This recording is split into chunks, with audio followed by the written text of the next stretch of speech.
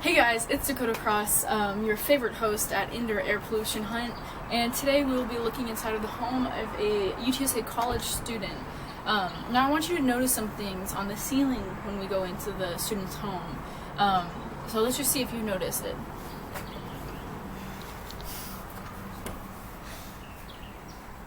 Interesting, right? All right. Yeah, just give it a full spin of the ceiling. Yeah. There's something missing. What could it possibly be? Ceiling fans are crucial for air circulation. This brings us to our first and second indoor air pollutant, Winston. This creature is a source of pet dander and requires the use of kitty litter. His pet dander contains FeLD1, a protein complex linked to asthma, allergic reactions, sneezing, and rhinitis. His kitty litter contains crystalline silica dust, which can cause lung cancer, silicosis, shortness of breath, reduced lung capacity, and even fibrosis. We can fight his evil pollution with the use of an air purifier, improved ventilation, brushing him more frequently, buying him a less toxic litter, or replacing him with a furless cat. Onto our third pollutant, Windex, which contains ammonia. Ammonia can cause eye, nose, and throat irritation, headache, nausea, in the worst cases, pulmonary edemas, and respiratory distress syndrome. When using this product, improve ventilation by turning on fans or using an air purifier, maybe even wear a mask. Then there's climbing chalk. While this doesn't pollute my home, it does pollute the gyms that I climb in often. When you have a lot of climbers all using chalk on their hands, the air gets pretty chalky, and it can definitely choke you up. And this chalk is made up of magnesium carbonate, which is non-toxic, but again, it's going to choke you up if you get a lot of it in the air.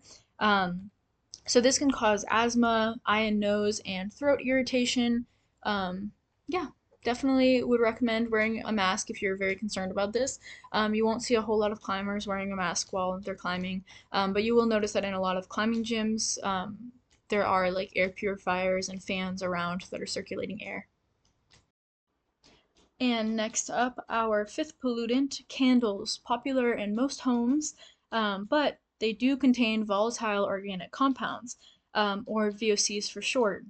Yeah, and these VOCs are tied to various forms of cancer, headaches, nasal irritation, coughing, and asthma.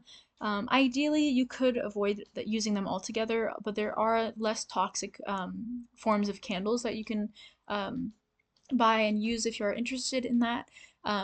Definitely do your research on that. And then additionally, you can always increase air ventilation when you are using them, whether that's through using fans, opening windows, using an air purifier. Always something to consider.